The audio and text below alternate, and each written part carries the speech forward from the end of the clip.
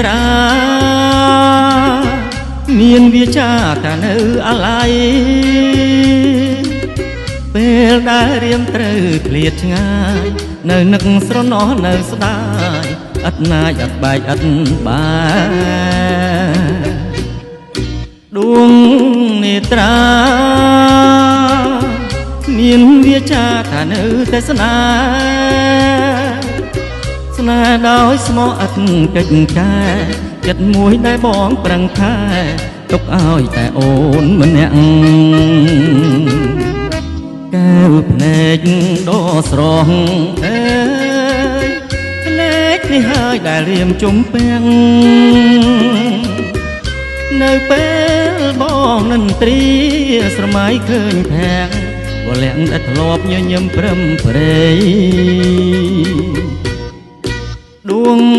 នេត្រាសង្ឃឹមថាជួបគ្នាជាថ្មីចិត្តរៀមនៅតែស្នេហ៍ស្រីស្នេហ៍ធំដូចភពផែនដីមានអ្វីមកបំបែកបាន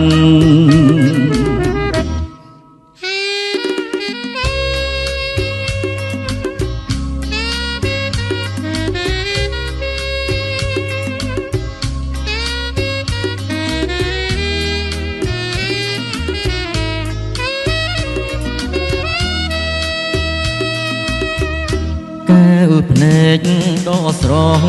អើយភ្នែកនេះហើយដែលរៀមជុំពាំងនៅពេលបងនិនត្រីស្រមៃឃើញភាំងវលាក់ដែលធ្លាប់ញញឹមព្រឹមព្រៃដួងនេត្រា